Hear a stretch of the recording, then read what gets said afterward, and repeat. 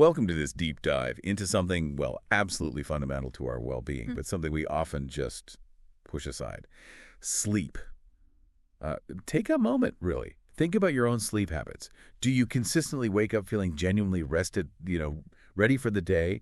Or are you maybe often chasing those elusive ZZs, feeling like you're constantly playing catch-up? Because when we talk about sleep, we're really talking about the body's natural reset button. It's this vital, totally non-negotiable part of our daily rhythm. And it turns out neglecting it isn't just about feeling a bit groggy the next morning. No, not at all. The effects are incredibly profound, really widespread. They impact not only your daily functioning, but your long-term health, even where your longevity. And what's truly striking, maybe even a bit scary, is that this isn't some niche issue. It's like a silent epidemic, really, affecting a huge chunk of the population. Right. We're talking like 50 to 70 million Americans who chronically suffer from some kind of sleep or wakefulness disorder. 50 to 70 million. Yeah. That's huge. It is. And the cumulative effects, the long-term impact of this ongoing sleep loss, it's directly linked to a whole array of serious health problems. Things like increased risk of high blood pressure, diabetes, obesity, even depression, heart attack, and stroke. Okay, that's quite a list. It really underscores how critical this is. Yeah. So let's dig into that a little. What exactly is happening when we're asleep that makes it so crucial, that has these widespread effects on our entire system? Right. Well, fundamentally, sleep is your body's essential process to rest, repair, and regenerate itself. It's definitely not just lights out for your brain. It's actually a very active process involving distinct stages. We cycle through what's called NREM, that's non-rapid eye movement sleep stages 1, 2, and 3. And then that's followed by REM, or rapid eye movement sleep. Okay. So stage 1 NREM is that really light, brief transition, when you're just drifting off. Pretty fleeting. But the real heavy lifting, you could say, happens in stage 3 NREM. It's often called deep sleep. And this stage is absolutely crucial for waking up feeling truly refreshed. It's when your body undergoes significant physical restoration, literally repairing muscles, strengthening your immune system. Your body actually prioritizes getting enough of this deep sleep early in the night. Interesting. Yeah, and it's also when human growth hormone is produced. That's vital for healing from daily wear and tear, essentially, earning it the nickname beauty sleep because it's where our bodies really do repair and regenerate. Okay, so physical repair, growth hormone. Makes sense. Then you have REM sleep. This is where most of your vivid dreaming happens, and it's absolutely essential for vital cognitive functions. Think memory consolidation. Like sorting things out from the day. Exactly. Your brain is sorting and storing information. And also emotional regulation, helping you process and manage feelings.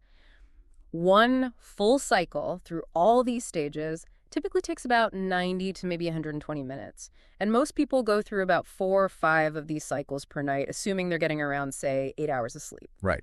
So it's clearly not just about general physical health then. This intricate dance of sleep stages sounds like it's doing a lot of really important work for our brains and bodies. But how does that translate, beyond just feeling okay? How does it play out day to day, especially when we talk about things like peak performance or just staying mentally sharp? Yeah, this is where it gets incredibly practical and maybe a little surprising for some. For athletes, for instance, it's absolutely non-negotiable. No amount of intense training or perfectly planned meals can truly replace adequate, uninterrupted sleep. Neglecting sleep, even for just a few days before a competition, can seriously jeopardize performance. There's a great insight I read. If you're someone who thinks they can operate well with 4 hours of sleep, you're kidding yourself in the long run. That hits home for a lot of people, I bet. Absolutely. Sleep needs to be taken just as seriously as nutrition because the chronic effects of not getting enough sleep, they will catch up with you often sooner than you think. We see top athletes really embodying this. NFL star Larry Fitzgerald, he aims for 11 hours on game days. Usain Bolt, the sprinter, prepared for races with 10 plus hours. And the golfer Michelle Wie apparently considers up to 16 hours during really hectic competition schedules. 16 hours. Wow. Yeah, it shows the priority they place on it. Yeah. Now, while the general recommendation for adults is, 7 to 9 hours and teenagers need more like 8 to 10, individual needs definitely vary. Lifestyle, even genetics play a role. Okay. And those common quick fixes people reach for, energy drinks, tons of caffeine, they simply don't make up for lost sleep. They don't guarantee sharper performance either. In fact, they often lead to that dreaded crash. Right, you feel even worse later. Exactly. More tired, more sluggish. Plus, caffeine can sometimes raise your heart rate uncomfortably or, irritate your bowels. Yeah. Though there's a harmless little trick for a quick wake-up call. Apparently, sucking on a lemon wedge or something else naturally bitter can give you a short, sharp burst of alertness. Temporary, but might help in a pinch. Huh. A lemon wedge. Never heard that one. Okay, so that physical boost is one thing. But thinking about how we push ourselves mentally, what's the real cost if you try to just power through on minimal sleep when it comes to mental sharpness, emotional well-being? Oh, the cost is immense. Sleep actively helps your brain work properly. I mean, while you're sleeping, your brain is literally forming new pathways, reinforcing connections needed for learning and remembering information. So a good night's sleep directly improves your problem-solving skills, your attention span, decision-making, even creativity. So it's not just rest, it's active work happening. Precisely. But if you're sleep deficient, you'll feel those cognitive impairments almost immediately. Trouble making decisions, solving problems, controlling your emotions and behavior, coping with change. It all gets harder. You might find you take longer to finish tasks, your reaction time slows down, and you just make more mistakes. Simple as that. This can even lead to really dangerous situations like microsleeps. These are brief, totally uncontrollable moments of sleep that can happen when you're supposed to be awake. Like nodding off for a second. Exactly. And think about driving. Drowsy driving contributes to something like 100,000 police-reported crashes every year in the U.S. It's serious. That's staggering. And get this. Being awake for 20 hours straight can lead to cognitive impairment similar to being legally drunk over the alcohol limit. So that all-nighter before an exam... Probably not the best strategy. Definitely not. Your brain needs that sleep to actually consolidate, to learn what you've studied. You can't just cram it in. Right. And beyond these immediate effects, chronic sleep deprivation is strongly linked to more severe mental health issues. We're talking anxiety, depression, mood swings, impulsivity, risk-taking behavior, and an increased risk of developing actual psychiatric disorders down the line. And for kids. Yeah, for children and teens, sleep deficiency can look a bit different. It might manifest as being overly active, sometimes mistaken for ADHD, having problems paying attention, misbehavior, obviously lower grades, and just feeling generally stressed out. It impacts everything. It really does. And here's a truly kind of mind-bending finding about our internal clocks, our circadian rhythms. Even if you think you're getting enough sleep duration-wise, just shifting when you sleep and eat, like say delaying everything by 5 hours for 5 days, a really intense social jet lag scenario, it can throw your body's metabolism completely out of whack really fast. We're talking things like your digestion, gastric emptying, being delayed by 90 minutes in less than a day. But here's the kicker. Your brain's alertness and sleepiness levels take much longer, maybe up to 5 days, to adapt. Wow. So your body adjusts faster than your brain feels it. Seems like it. It just highlights how sensitive our internal rhythms are and how even these shifts, which might seem manageable, have big immediate effects metabolically. We also see other impacts like a lowered libido, especially in men with sleep apnea because it can diminish testosterone, and maybe less surprisingly, chronic lack of sleep can literally make your skin age prematurely. Okay, so the consequences of skimping on sleep really stretch far beyond just feeling tired, don't they? It's clear there are significant systemic downsides, including some really serious health consequences. Can you walk us through some of the major health risks if you're consistently, not prioritizing sleep? Absolutely. And the scope is quite broad when we look at chronic diseases and disorders directly impacted by sleep deficiency. For instance, chronic sleep loss significantly increases your risk of hypertension, that's high blood pressure, diabetes, obesity, heart attack, and stroke. The major killers, basically. Pretty much. Studies consistently show that people who get fewer than 6 hours of sleep per night face a higher risk of heart disease compared to those hitting that recommended 7 to 9 hours. And physiologically, it makes sense. Sleep helps maintain stable blood pressure, it regulates inflammation levels, keeps metabolic function running smoothly. So poor sleep can lead to chronic inflammation. Which we know is bad news, generally. Right. It can cause blood vessel walls to thicken and stiffen, and that significantly raises your risk of high blood pressure, stroke, heart attacks, all those serious cardiovascular events. Right. And here's something really striking. There's this intriguing U-shaped relationship between sleep duration and mortality. A U-shape. What does that mean? It means that both too little sleep and too much sleep are linked to higher risks. It reveals this kind of fascinating, maybe slightly alarming truth. There seems to be a surprisingly precise Goldilocks zone for sleep, consistently sleeping less than 5 hours a day. That hikes your all-cause mortality risk by about 40%. But maybe surprisingly, consistently sleeping more than 9 hours a day, That can raise it by an even steeper 74%. More than 9 hours is worse than less than 5. That's counterintuitive. It seems so based on this data compared to the reference point about 7 hours a night being optimal. It's a powerful reminder that our bodies really crave balance, even in rest. Straying too far from that, say, 7 to 9 hour sweet spot seems to have measurable long-term consequences on our lifespan. And even smaller things matter. Difficulty falling asleep or staying asleep more than twice a week is related to worse cardiovascular outcomes. One study even calculated that optimal sleep habits could add years to your life expectancy, like 4.7 years for men, 2.4 for women, compared to those with poor sleep quality starting at age 30. That's significant. It really is. And for a really direct, almost startling example, that Monday, right after daylight saving time, starts in the spring, when we lose just 1 hour of sleep.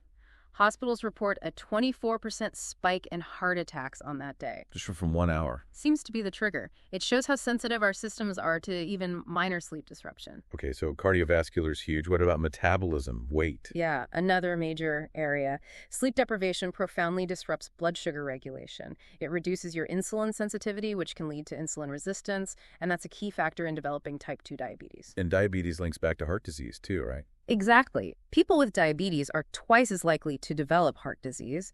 Plus, sleep deprivation messes with your hunger hormones. It's like your internal hunger and fullness dials get jammed.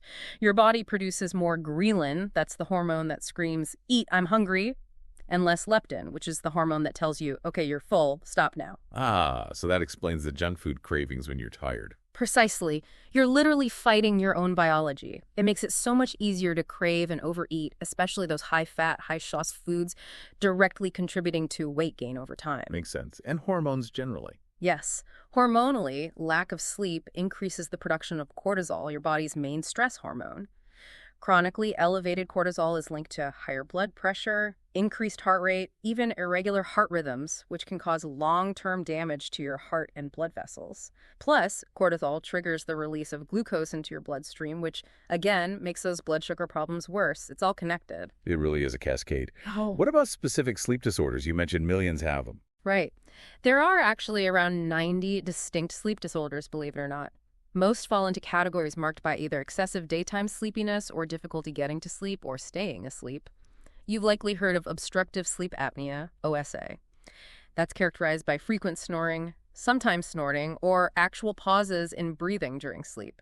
It's incredibly common. And you said most people don't even know they have it. Yeah, an estimated 80% of sufferers are undiagnosed, which is shocking because it's strongly linked to cardiovascular disease, stroke, diabetes, and increased mortality. Untreated OSA patients are more likely to die from heart problems. That's serious. Very. Then there's insomnia, just that frustrating inability to fall asleep, stay asleep, or feeling like your sleep wasn't restorative. Affects at least 10% of adults, maybe more, especially women and older individuals, often becomes chronic. Mm-hmm. Less common, but still significant, are things like narcolepsy, that overwhelming daytime sleepiness, and restless legs syndrome, or RLS. That's that irresistible urge to move your legs, usually worse at night, making it hard to sleep. These aren't just minor annoyances then. Not at all. They're serious health conditions with far-reaching impacts that often go unrecognized or untreated for years. We also see connections to other conditions. Chronic pain, for example, almost always messes with sleep, causing fragmented rest, daytime fatigue, poor focus. Yeah, pain and sleep seem like a vicious cycle. They often are. Infectious diseases can alter sleep. Bacterial infections might increase deep sleep, but cut REM sleep. Viral infections change patterns as well. Even something like HIV infection can lead to more deep sleep, but also significant disruption as the disease progresses. Interesting. Cancer. Epilepsy. Yeah, many cancer patients struggle with sleep, often due to pain, depression, or sometimes the cancer itself affecting the brain. And with epilepsy, sleep deprivation, and seizures are tightly linked. Some epilepsy syndromes only happen at night, disrupting sleep, and lack of sleep can trigger more seizures. It touches so many areas. It does, and tragically, it even plays a role in sudden infant death syndrome, SIDs. That's the unexplained death of an infant under 1 year old during sleep. While the exact cause isn't fully known, theories point to developmental issues in the baby's breathing or heart regulation systems. Risk factors we know about include stomach sleeping, bed sharing, soft bedding, things parents are warned about. Thankfully, awareness campaigns have actually reduced SIDs rates by over 50%, which is great news. That is good news. Okay, shifting gears slightly, what's really fascinating and maybe overlooked is the link you mentioned earlier between something like smoking and sleep quality. Yeah, it's a really strong connection, and maybe not the first thing people think about. Smoking is significantly associated with a whole range of poor sleep outcomes, not getting enough sleep, having diagnosed sleep problems, frequent snoring, even stopping breathing during sleep and feeling overly sleepy during the day. Is it just the nicotine? Nicotine is definitely a big part of it. It's a stimulant, right? Mhm. It can directly disrupt sleep architecture. But there's also evidence from large studies showing a clear dose-response relationship. Meaning the more you smoke, the worse it gets. Exactly. The more frequently someone smokes, the higher the probability of experiencing these poor sleep outcomes. For example, heavy smokers in one study had almost double the risk for insufficient sleep and reported sleep problems compared to non-smokers. They were also much more likely to snore heavily or stop breathing. So quitting smoking would obviously help sleep, besides everything else. Absolutely. Complete cessation is definitely the ideal goal for overall health, especially cardiovascular health. But interestingly, research also suggests that even reducing the amount someone smokes can still positively affect sleep quality and lower the risk of sleep disorders, particularly for those who find quitting entirely really difficult right now. So even cutting back helps sleep. It seems so, which suggests maybe more flexible public health strategies could be useful, incorporating reduction or nicotine replacement therapies. It's also worth remembering that the chronic stress from sleep deprivation can actually make people more prone to picking up or relying on unhealthy habits like smoking in the first place. It can be a bit of a cycle. Right, another vicious cycle. Okay, so given all these impacts, which are clearly extensive and pretty serious, what can you, the listener, actually do to improve your sleep? What are the practical, evidence-based strategies that genuinely work? Yeah, and this is the empowering part, right? Because unlike maybe some other risk factors for disease, sleep is an area where individuals really can exert significant control. These strategies aren't just, vague suggestions. They're powerful, scientifically validated tools for biological regulation for reclaiming restful nights. Okay, let's dig into that. What are some of the key, actionable sleep hygiene tips that can make a real difference for people listening? Well, the single most crucial tip, the one everyone emphasizes, is setting and sticking to a consistent sleep schedule. That means going to bed and waking up at roughly the same time every single day, Even on weekends. That's the tough one for many. even on weekends. Yes, that consistency makes a huge difference in regulating your body's natural clock, your circadian rhythm. It impacts how much and how well you sleep more than almost anything else. Okay, consistency is king. What else? Another key is establishing a relaxing bedtime routine. This helps train your brain, signal that sleep is coming. It could be anything calming, reading a book, a real one, not on a bright screen, taking a warm bath, light stretching, maybe some meditation, and a simple but important rule: don't go to bed unless you actually feel sleepy. If you're lying there wide awake, get up, do a quiet, relaxing activity for a bit until you feel tired, then try again. Avoid associating bed with frustration. Exactly. Next up, optimize your sleep environment. Your bedroom should ideally be cool, dark, and quiet. Think about blackout curtains if you have light pollution, maybe earplugs or a white noise machine if noise is an issue. Make it a sanctuary for sleep. Cool, dark, quiet. Got it. Then, be mindful of disruptive substances and heavy meals. Limit caffeine and nicotine, especially in the afternoon and evening because they're stimulants. Avoid large meals right before bed, though a small, light snack is usually okay if you're genuinely hungry. What about alcohol? People think it helps them sleep. The alcohol trap. Yeah. Yeah, it may make you feel drowsy initially, help you fall asleep faster, but it severely interferes with your sleep cycle later in the night. It fragments your sleep, reduces REM sleep, so the quality is much worse. You often wake up feeling less rested. Right. Also, try not to drink too much of any beverage close to bedtime, just to limit those disruptive trips to the bathroom during the night. Good point. Any other big ones? A simple but powerful behavioral hack.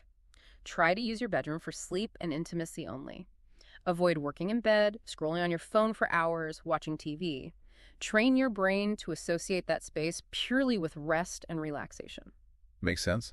What about exercise? Physical activity during the day is generally great for sleep quality.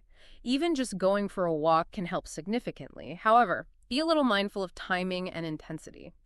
Very intense workouts too close to bedtime might be counterproductive for some people, making it harder to wind down.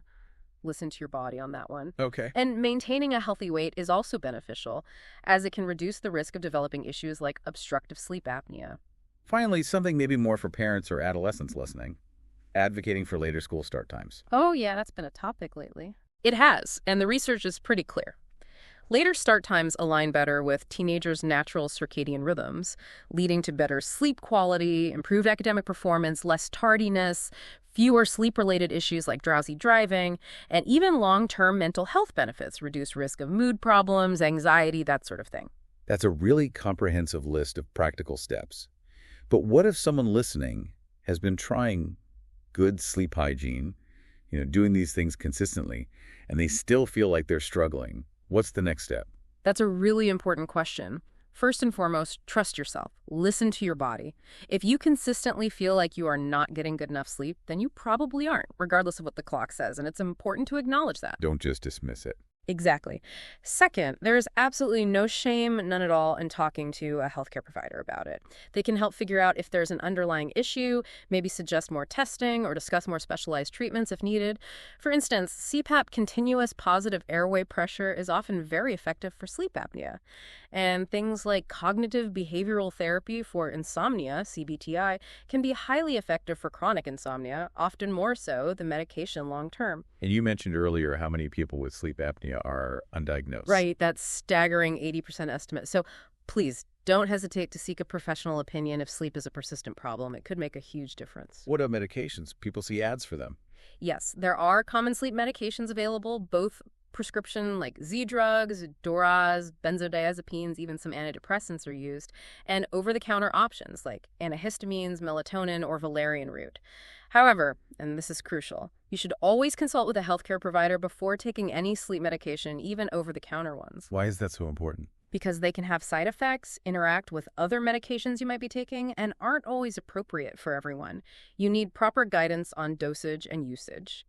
And it's really critical to avoid drinking alcohol while taking them, as the combination can be dangerous.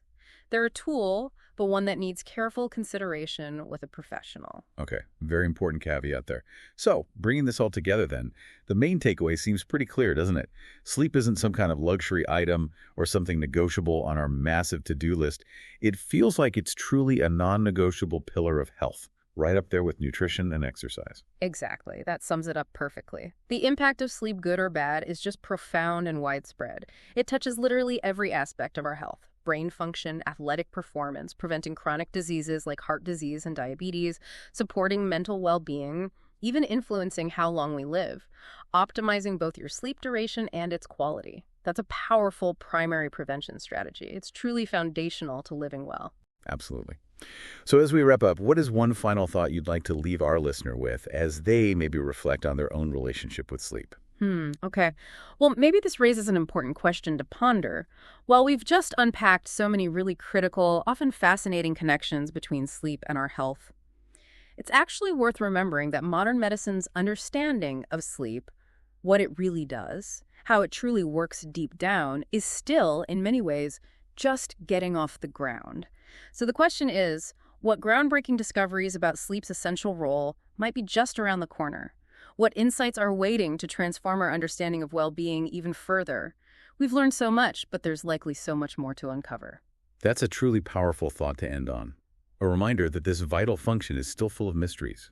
We really encourage you, listening, to maybe take that next step for your own sleep, perhaps starting with just one small sleep hygiene change tonight. Thank you so much for joining us on this deep dive into the extraordinary and essential world of sleep. Continue in your pursuit of great sleep and living well.